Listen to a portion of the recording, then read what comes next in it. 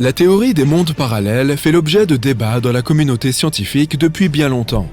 Nous ne sommes hélas pas encore assez avancés pour la prouver, pas plus que pour la réfuter. Mais elle demeure une théorie intéressante, et c'est pourquoi nous avons beaucoup de légendes urbaines singulières sur ces invités d'une réalité alternative, à en croire de nombreuses personnes. Jetons un coup d'œil à quelques-unes d'entre elles. Un homme venu d'un pays inexistant. Cette histoire se déroule en 1851 dans un petit village allemand, Francfort-sur-l'Oder. Un homme perdu est venu demander de l'aide aux villageois du coin. L'homme a dit s'appeler Joffar Vorin.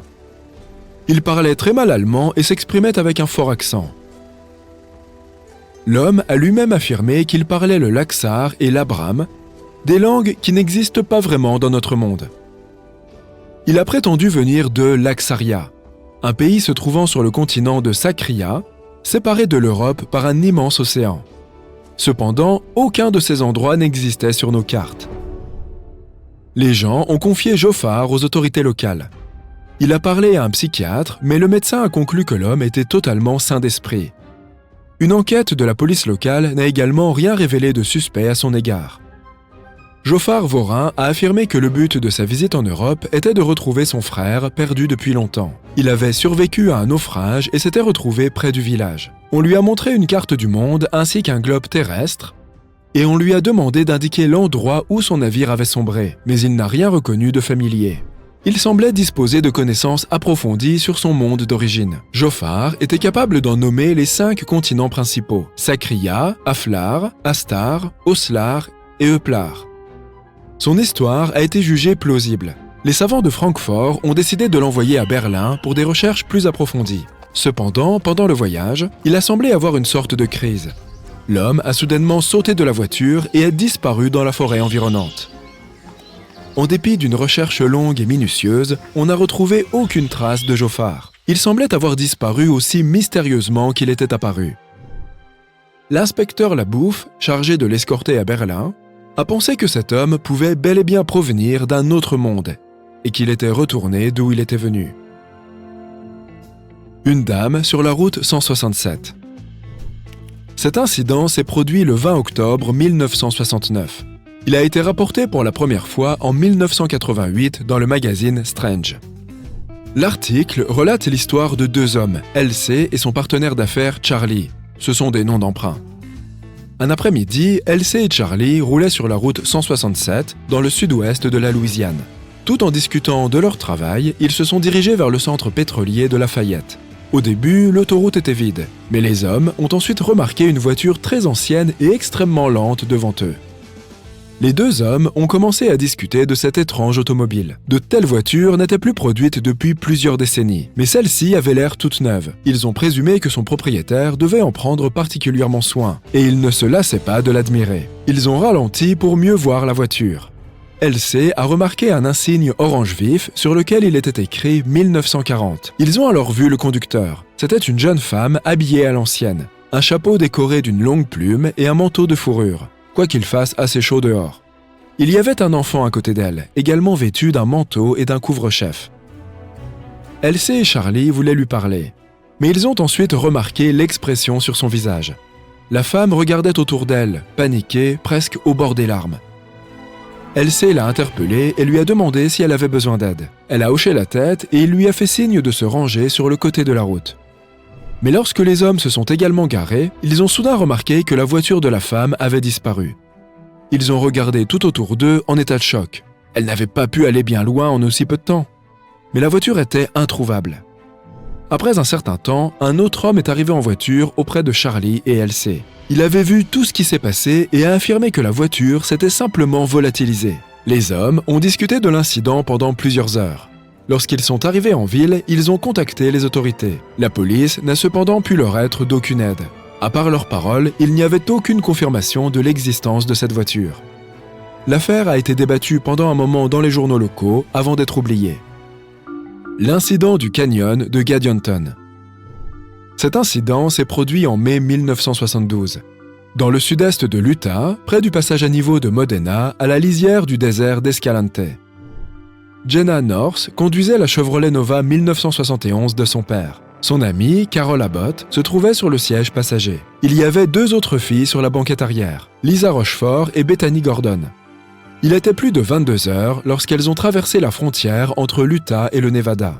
Elles voulaient rentrer au campus avant que leur surveillante, Madame Mortensen, ne verrouille les portes du dortoir. Cette portion de la route 56 dans l'Utah est plutôt déserte. Il n'y a rien d'autre que du sable et quelques plantes. Les filles étaient soulagées quand elles ont enfin remarqué le passage à niveau de l'Union Pacific à Modena. Mais juste derrière la rambarde, Jenna a remarqué 2 routes. L'une s'enfonçait dans le désert et l'autre vers le canyon de Gadianton. Les filles ont décidé de prendre la route en direction du canyon. Elles pensaient que ça pouvait être un raccourci vers le campus. Les autres filles discutaient entre elles lorsque Jenna a remarqué qu'elle ne roulait plus sur du goudron, mais sur du ciment blanc. « Attention !» a soudainement crié l'une des filles. La route se terminait brutalement sur une haute paroi rocheuse. C'était une impasse. Elle n'avait pas d'autre choix que de rebrousser chemin. Et tandis que les amis de Jenna se plaignaient déjà qu'il leur faudrait dormir dans la voiture, Jenna a remarqué que le paysage avait radicalement changé. Elle n'était plus dans un désert.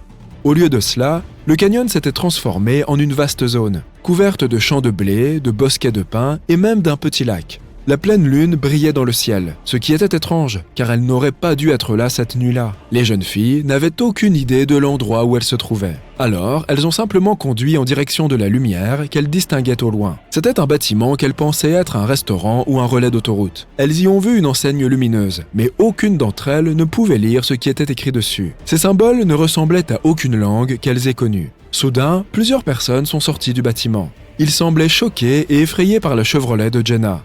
Ils ont agité leurs mains et crié quelque chose, mais les filles ne les comprenaient pas. Lisa a décidé de demander son chemin à ces hommes.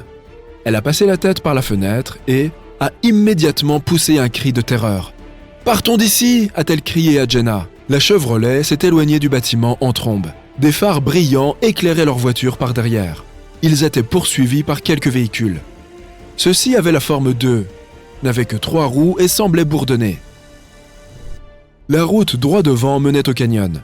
Jenna n'a pas eu le temps de ralentir et est rentrée dedans de plein fouet. Les véhicules avaient disparu en même temps que ce paysage inconnu. Les filles étaient de nouveau dans le désert. Heureusement, aucune d'entre elles n'était blessée, du moins physiquement. Mais Lisa était en état de choc. Elle répétait sans cesse « Il n'était pas humain !» Ses amis ont dû l'aider à marcher. 1 heure plus tard, elles ont réussi à arrêter une voiture de patrouille de la police routière. Elles leur ont raconté leur histoire. Les détails du rapport compilé par l'agent de police étaient compliqués et confus.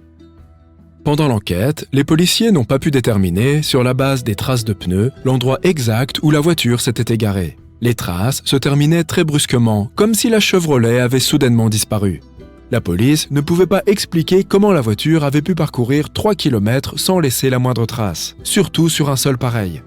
Il y a encore matière à débat au sujet de cette histoire. Mais en bout de compte, toutes les explications de ce qui a pu se passer ne sont que des suppositions.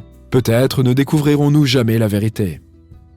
Voici donc quelques-unes des légendes urbaines sur ces voyages interdimensionnels. Bien entendu, il n'y a aucune preuve qu'une seule de ces histoires soit avérée. Souvent, la vérité s'avère être bien banale. Par exemple, le célèbre homme de Taured, dont les gens disaient aussi qu'il venait d'un autre monde, ne s'est avéré être qu'un simple escroc, nommé John Allen Couchard et Grus. Mais quand bien même, ces histoires demeurent toujours aussi intéressantes.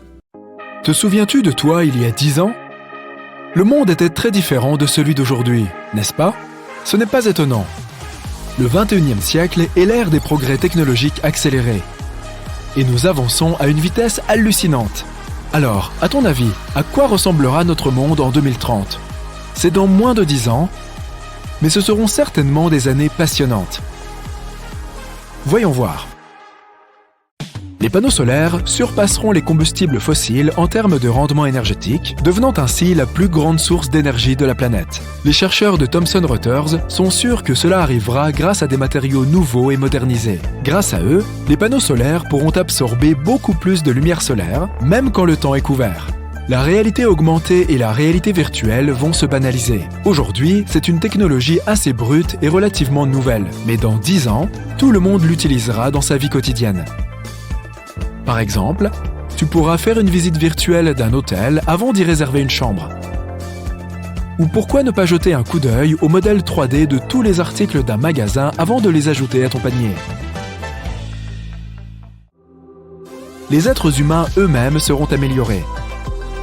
Imagine que des puces électroniques soient intégrées dans ta peau au lieu d'une carte d'identité en papier ou en plastique, ou que tu aies des membres bioniques, dotés de toutes les fonctions que remplissent tes bras et tes jambes, ou encore que tu aies des implants qui améliorent le fonctionnement de tes organes internes. D'ici 2030, tout cela, et bien plus encore, sera accessible au grand public, et ce sera de moins en moins cher et de plus en plus populaire. Le problème des embouteillages sera soit totalement résolu, soit très proche de l'être. Avec la demande croissante de voitures sans conducteur et même de voitures volantes, le facteur humain va considérablement diminuer. Et comme c'est la principale raison pour laquelle les embouteillages se forment, les grandes villes pourront enfin profiter d'axes relativement fluides et nous pourrons tous faire les choses à temps. Au fait, l'essence ne sera plus qu'un lointain souvenir d'ici 2030. Les véhicules électriques et à hydrogène vont petit à petit remplacer les véhicules à essence. De plus, des voitures à énergie solaire vont probablement apparaître, remplaçant progressivement toutes les autres. Imagine, une voiture qui n'a besoin que de la lumière du soleil et d'un peu de temps pour se charger, avant de pouvoir aller où bon te semble. Adieu les pannes de carburant au milieu de nulle part. L'Internet des objets, ou IoT en anglais, sera omniprésent. Des maisons intelligentes, des bureaux intelligents, des bâtiments intelligents, tout sera connecté à tout le reste. Séparé seulement par des réseaux internes fermés. Rentrer du travail et trouver un dîner tout chaud et une maison propre deviendra une réalité. Tout se fera automatiquement, grâce à quelques mouvements de doigts sur l'écran de ton smartphone ou de ta tablette. L'Internet deviendra vraiment mondial. Aujourd'hui, seuls 3 milliards de personnes dans le monde ont un accès permanent au web, tandis que les 5 autres milliards ont un accès limité, ou pas d'accès du tout. Plusieurs grandes entreprises, comme Google, Facebook et SpaceX, travaillent déjà ensemble sur un projet qui apportera l'Internet à tous les habitants de la planète à des vitesses supérieures à 1 mégabit par seconde. D'ici 2030, ce projet sera sûrement mis en œuvre. L'intelligence artificielle fera un énorme bond en avant. Dans environ 10 ans, l'IA sera non seulement capable de répondre à des questions simples et de suivre tes commandes, mais elle deviendra aussi plus profonde et plus curieuse. Elle sera probablement capable de te parler. Pas comme Siri le fait aujourd'hui, mais plutôt comme le Jarvis de Tony Stark. En bref, elle deviendra l'assistant personnel de chacun. La médecine ne sera pas non plus en reste. Aujourd'hui déjà, de plus en plus de progrès sont réalisés dans ce domaine crucial. Et, dans 10 ans, les médecins trouveront des solutions aux problèmes les plus importants auxquels nous soyons actuellement confrontés. Il s'agira notamment de trouver un remède au cancer et au sida, au diabète, à la maladie d'Alzheimer et à de nombreuses autres afflictions qui tourmentent les humains depuis longtemps. Bien sûr, ce ne sera pas aussi facile que ça en a l'air, et ce ne sera pas bon marché au début. Mais l'essentiel est que des réponses seront trouvées et le reste ne sera qu'une question de temps. Le génome humain sera très probablement déchiffré, et il ne restera que des questions éthiques avant que les modifications génétiques des êtres humains ne deviennent possibles. Grâce à ces modifications, nous pourrons nous débarrasser de conditions génétiques très handicapantes chez les enfants avant même leur naissance. Les scientifiques du monde entier discutent de cette possibilité dès aujourd'hui. Donc, d'ici 2030, la question devrait avoir une réponse définitive. Le plastique appartiendra enfin au passé. Le même rapport Thomson Reuters que nous avons mentionné affirme que les matériaux biodégradables à base de cellulose remplaceront les emballages en plastique dans tous les domaines. Nous n'enfouirons plus nos déchets dans le sol et dans les océans. Nous ferons un grand pas vers une planète plus verte. Et d'ailleurs, le nouveau matériau aura la même texture que le plastique, donc tu ne remarqueras même pas la différence. Voici un peu de science-fiction maintenant. La téléportation et le voyage dans le temps ne seront plus des chimères. Des scientifiques ont récemment découvert que la téléportation quantique était possible, tandis que d'autres ont fait une expérience où des particules sont revenues à leur état précédent, ce qui revient en quelque sorte à voyager dans le temps. Les chercheurs soulignent que les expériences quantiques ne prouvent pas que ces choses peuvent réellement être reproduites dans le monde matériel. Et bien sûr, nous ne pourrons pas aller dans le passé ou nous téléporter n'importe où dans l'espace et le temps. Mais le concept lui-même deviendra plus palpable. La modification génétique devenant monnaie courante, les cultures modifiées seront cultivées en intérieur. Les changements apportés à l'ADN des plantes les rendront plus résistantes et moins sujettes aux défaillances, tout en augmentant le rendement. L'époque où les OGM faisaient l'objet de débats sera depuis longtemps révolue, et on n'aura plus d'autre choix que de littéralement goûter au progrès. Les robots occuperont les emplois les plus pénibles, permettant aux humains de se tourner vers des tâches plus intellectuelles quand ils le peuvent et ouvrant de nouvelles opportunités aux gens avides de nouvelles connaissances. Plus rien de ce qui peut être fait par des robots ne nécessitera d'assistance humaine. Cependant, dans certains secteurs, ces travailleurs robotisés ne seront pas complètement autonomes. Ils devront être guidés par des personnes, soit directement, soit en les programmant pour qu'ils exécutent les tâches requises. Cela créera de nouveaux emplois, si bien qu'il n'y a pas à craindre que les robots ne prennent notre place à tous. En parlant d'apprentissage, acquérir de nouvelles compétences sera beaucoup plus facile dans 10 ans. Avec le développement de la réalité augmentée et de la réalité virtuelle dont nous avons parlé, même les compétences les plus pratiques ne nécessiteront plus ta présence réelle dans une pièce avec un professeur. Tu veux apprendre à conduire une voiture? Utilise un simulateur dans le confort de ta propre maison. Peut-être qu'une telle méthode d'apprentissage ne sera pas encore trop répandue, mais elle commencera certainement à s'installer dans l'esprit des gens et deviendra de plus en plus populaire chaque année. L'apprentissage automatique fera aussi de grands progrès. Des choses comme des traducteurs électroniques presque parfaits, des systèmes de navigation qui s'adaptent à ton style de conduite et plein d'autres gadgets et logiciels rendront ta vie quotidienne beaucoup plus facile. Nous pourrons communiquer avec n'importe qui presque sans la barrière de la langue et effectuer nos tâches courantes rapidement et sans difficulté. Tout cela grâce à des machines intelligentes qui apprennent seules à partir de leur environnement et des décisions prises, soit par les humains qui les entourent, soit par les machines elles-mêmes. Les connexions Internet mobiles 5G seront courantes dans la plupart des pays et villes technologiquement développés.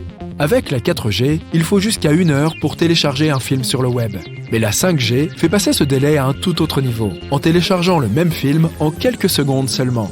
La vitesse de connexion de ce réseau est tout simplement stupéfiante, et elle permet de réaliser toutes sortes de choses. De la diffusion en temps réel d'événements sportifs, comme cela a été fait pendant les Jeux Olympiques d'hiver de Pyeongchang en 2018, à la manipulation à distance de robots chirurgiens par de véritables médecins.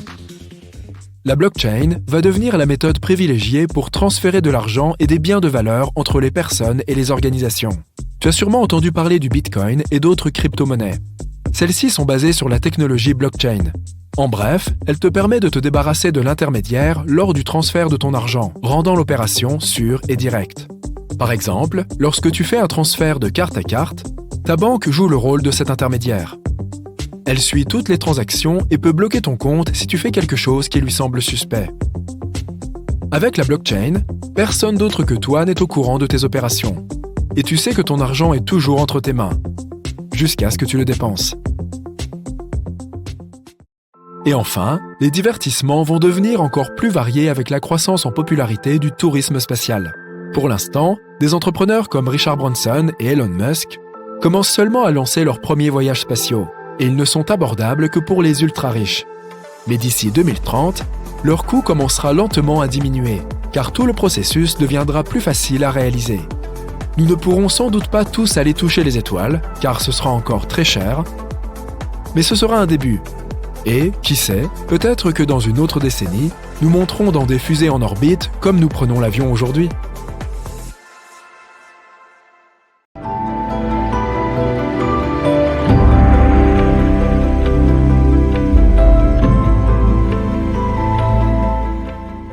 La Lune est le deuxième objet le plus brillant dans notre ciel. Et pourtant, parmi les autres corps célestes, c'est l'un des moins éclatants et des moins réfléchissants.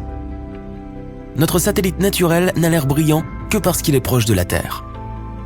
En guise de comparaison, notre planète a l'air bien plus éclatante quand tu la regardes depuis l'espace. C'est à cause des nuages, de la glace et de la neige qui reflètent bien plus de lumière que la plupart des types de roches. Triton, la lune de Neptune, a toute sa surface recouverte de plusieurs couches de glace. Si ce satellite remplaçait notre lune actuelle, le ciel nocturne serait 7 fois plus illuminé. Plus la lune est proche de l'horizon, plus elle a l'air grosse. Ce phénomène est appelé l'illusion lunaire. L'une des théories qui explique ceci affirme que l'atmosphère joue le rôle d'une lentille grossissante, ce qui fait paraître la lune plus grosse. En réalité, si l'atmosphère avait quelque chose à dire, la lune aurait l'air plus petite, sûrement pas plus grosse. La plupart des experts croient que l'illusion est créée par notre propre esprit. Il peut augmenter la taille de la Lune de plus du double. Quand le satellite de la Terre est assez haut dans le ciel, tu n'as pas de repère visuel pour t'indiquer sa distance. Mais quand elle est proche de l'horizon, tu peux voir des objets alentour en détail. Cela donne l'impression que la Lune est plus grosse, mais ce n'est qu'une des nombreuses théories expliquant le phénomène. D'ailleurs, tu peux t'amuser à vérifier cette illusion si tu te penches en arrière et que tu regardes la Lune à l'envers, à travers tes jambes. Il y a 2 ou 3 ans, un astéroïde a été projeté dans l'orbite de la Terre et a commencé à voyager autour de la planète.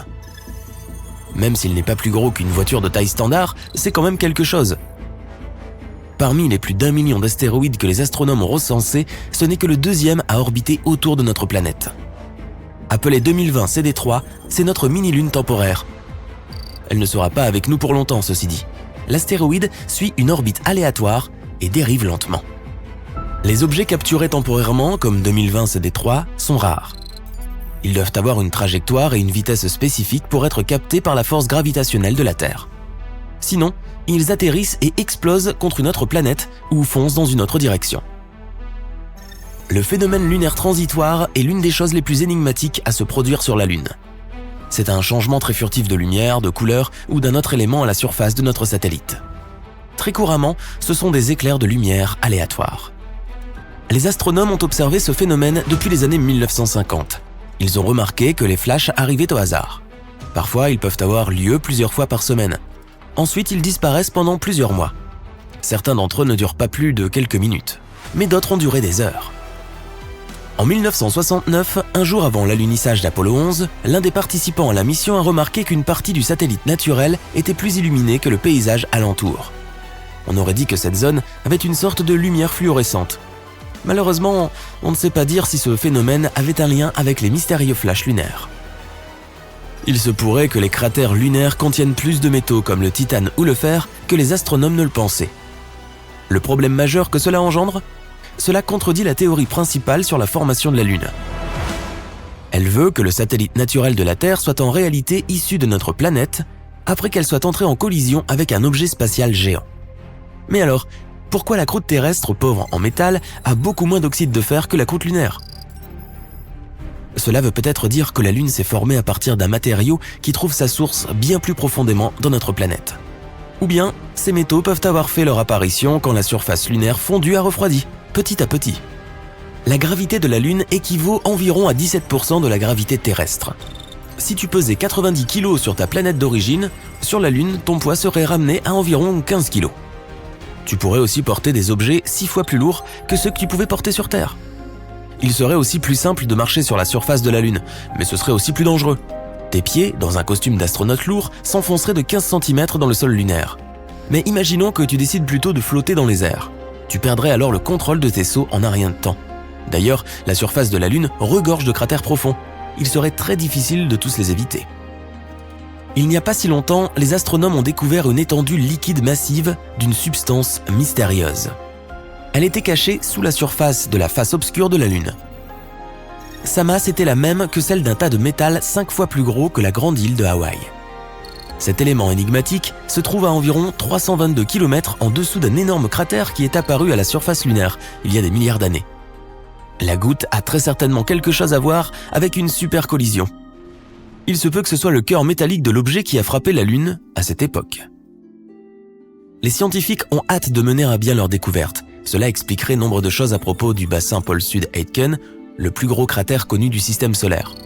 S'il était sur Terre, ce bassin de forme ovale s'étirerait de Washington DC jusqu'au Texas. Il n'y a pas d'air sur le satellite naturel de la Terre, mais alors, comment peut-elle rouiller ? Les scientifiques ont découvert la présence d'hématite sur la Lune. Et c'est une sorte de rouille. Un instrument spécial de recherche de la NASA a examiné la lumière reflétée sur la surface de la Lune. Il se trouve que la composition des pôles du satellite était très différente du reste. La surface de la Lune est dotée de rochers riches en fer. Mais sans oxygène ni eau liquide, la rouille ne peut apparaître. Les vents solaires sont venus s'ajouter au mystère. Ils ont bombardé la Lune d'hydrogène. Et l'hydrogène rend la formation de l'hématite encore plus difficile. Mais même si la Lune n'a pas d'atmosphère, elle comporte toujours des traces d'oxygène. Sa source est la couche supérieure de notre atmosphère. La Terre protège aussi la Lune d'environ 100% des vents solaires, même si ce n'est pas tout le temps. Et même si notre satellite naturel est né sec, il se peut qu'il y ait de l'eau gelée dans les cratères ombragés de son autre facette. La Lune n'est pas une sphère parfaite, elle est en forme d'œuf. De plus, la masse centrale du satellite est décalée d'un peu plus d'1,6 km de son centre géométrique. La Terre et la Lune s'orientent graduellement vers différentes directions, aussi lentement que nos ongles poussent. C'est le revers de la médaille de la force gravitationnelle du satellite. La Lune crée des marées dans les océans de la Terre. Il repousse la Lune. En retour, cela la fait bouger vers une orbite plus haute. Dans les temps préhistoriques, la Lune était bien plus proche de notre planète qu'elle ne l'est aujourd'hui. Heureusement, nous n'allons pas perdre la Lune. Plus elle va loin, plus sa force gravitationnelle s'affaiblit. Cela veut dire que bientôt notre planète ne repoussera plus la Lune avec autant de force. Il y a très peu d'activité à l'intérieur de la Lune. De plus, il n'y a presque pas d'atmosphère autour. C'est pour cela que les scientifiques peuvent retracer les impacts de cratères qui se trouvent à la surface à plusieurs milliards d'années. En donnant un âge à ces cratères, les astronomes ont découvert que la Lune, ainsi que notre planète, avaient connu un grand bombardement tardif il y a environ 4 milliards d'années. Cet événement est aussi connu sous le nom de cataclysme lunaire. Cet intervalle a duré plusieurs centaines de millions d'années. À ce moment, un nombre incroyablement élevé d'astéroïdes est entré en collision avec la Terre, Mercure, Mars et Vénus.